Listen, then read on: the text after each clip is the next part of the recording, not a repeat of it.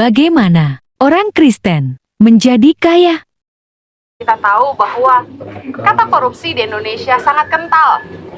Seringkali banyak orang yang menggaruk kekayaan dengan cara-cara yang tidak halal. Yeremia 17 ayat 11 berkata begini, seperti ayam hutan yang mengerami yang tidak ditelurkannya, demikianlah orang yang menggaruk kekayaan secara tidak halal. Pada pertengahan usianya, ia akan kehilangan semuanya, dan pada kesudahan usianya, ia terkenal sebagai seorang bebal. Harta itu nggak kekal. Kalau kita menggaruk kekayaan dengan cara yang nggak halal, kata firman Tuhan, pada pertengahan usia kita, kita akan kehilangan semuanya. Harta itu nggak kekal. Bayangkan sudah kerja susah payah puluhan tahun, tapi kalau kita ngerjainnya nggak halal, semua harta, kekayaan, kerajaan yang kita bangun akan habis binasa. Amsal 23 ayat 4 berkata gini, jangan bersusah payah untuk menjadi kaya, tinggalkan niatmu ini. Kalau engkau mengamat-ngamatinya, lenyaplah ia, karena tiba-tiba ia bersayap, lalu terbang ke angkasa seperti Raja Wali.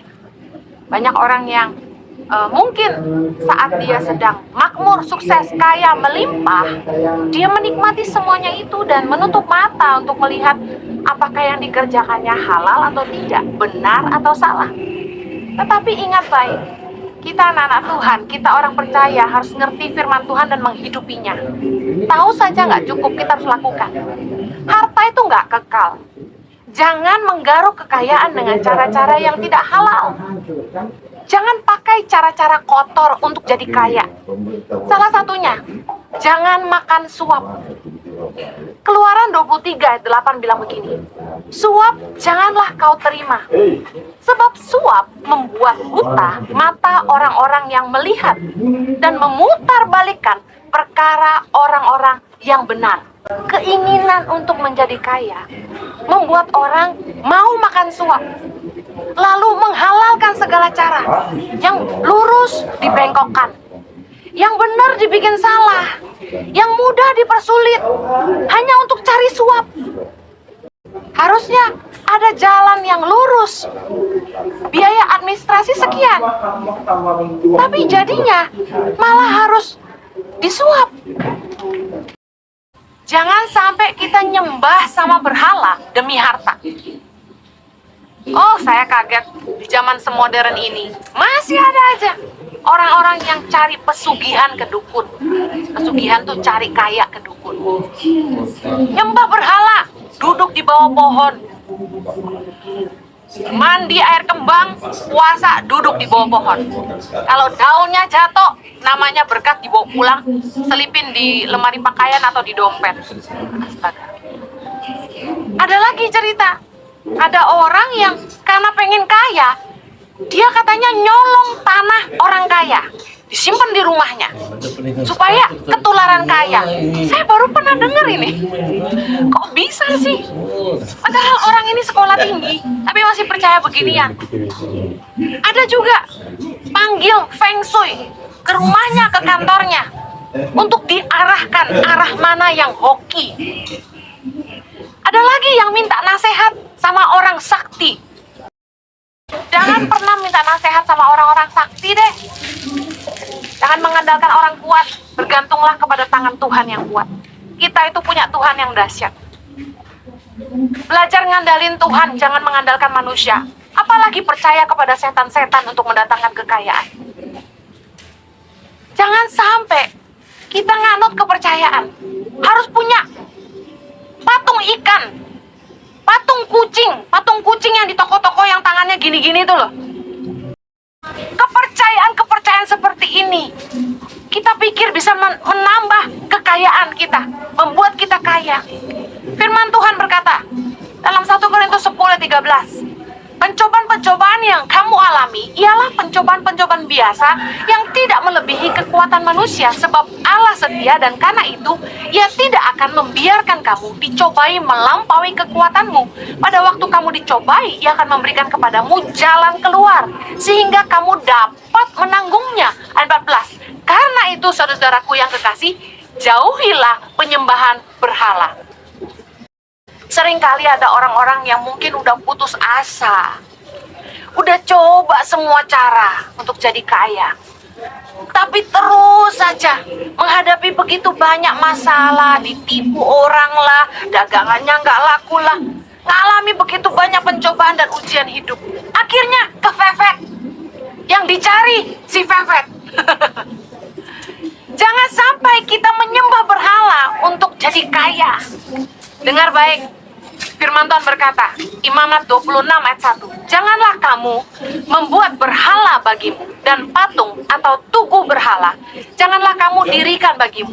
Juga batu berukir, janganlah kamu tempatkan di negerimu untuk sujud menyembah kepadanya, sebab akulah Tuhan Allahmu. Mazmur 97 ayat 7.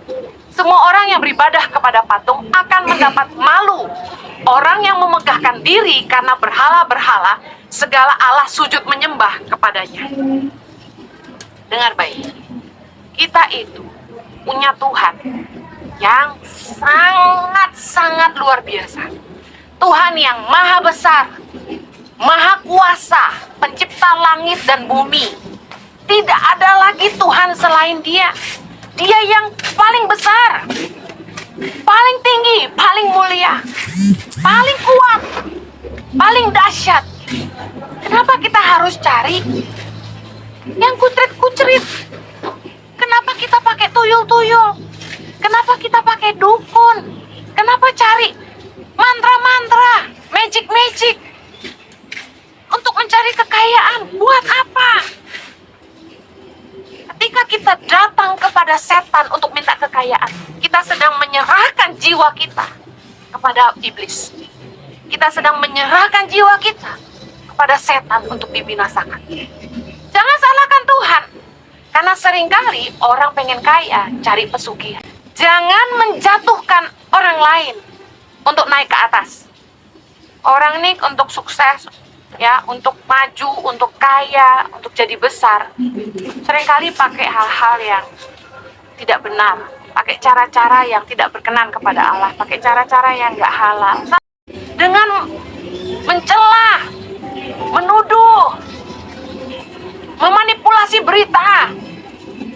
Dengar baik, Amsal 3:29, janganlah merencanakan kejahatan terhadap sesamamu, sedangkan tanpa curiga ia tinggal bersama-sama dengan engkau. Jangan sampai kita jahat sama teman, ngejatuhin teman, kita fitnah teman kita, mencelakakan teman, apalagi yang pernah bantu kita. Jangan menjatuhkan orang lain hanya untuk kita aja. Kalau Anda tidak ikut orang, jangan curang. Seringkali orang itu pengen kaya, serakah, pakai cara-cara yang tidak halal dalam bekerja. Dalam hidup ini, kita either memberi pengaruh atau dipengaruhi. Jadilah teladan, jadi terang. Jadi terang di tengah-tengah kegelapan. Oh, nanti saya dimusuhi. Nggak apa-apa. Berani lawan arus. Promosi itu datang dari Tuhan. Kalau bosmu nggak bisa lihat itu, Tuhan akan angkat kamu lewat jalan lain. Yakobus 1 ayat 21. Sebab itu, buanglah segala sesuatu yang kotor dan kejahatan yang begitu banyak itu, dan terimalah dengan lemah lembut firman yang tertanam di dalam hatimu, yang berkuasa menyelamatkan jiwamu. Kita harus membuang semua yang kotor. Jangan punya prinsip kotor nggak apa-apa, yang penting hidup. Kita harus buang semua kejahatan. Ayo terima dengan lemah lembut firman Tuhan yang disampaikan, karena itu yang berkuasa menyelamatkan jiwamu. Nggak cukup cuma dengar firman, kita harus merenungkan dan menghidupi firman, karena itu yang berkuasa menyelamatkan jiwa kita. Kalau kita ingin Tuhan bela kita, hiduplah dalam kebenaran, karena tanpa hidup dalam kebenaran dan ikut aturan, Tuhan juga tidak akan bela kita. Kalau kita ingin hidup kita berkenan kepada Allah, mari jangan hidup lagi dengan cara-cara kotor. Jangan cinta uang tapi cinta Tuhan. Uang bukan segalanya, tapi Tuhanlah segalanya dalam hidup kita. Saya berdoa agar kalian semua yang mendengarkan firman Tuhan ini, kalian dimerdekakan, dan Tuhan memberkati kalian semua ketika kalian sungguh-sungguh takut akan Tuhan, bekerja dengan sungguh-sungguh seperti untuk Tuhan dan bukan untuk manusia, bekerja dengan penuh integritas dan ketulusan hati. Saya percaya berkat Tuhan datang kepada setiap orang yang sungguh-sungguh mengasihi Dia, yang setia dalam perkara kecil, dan sungguh-sungguh bisa dipercaya. Dalam nama Yesus. Amin.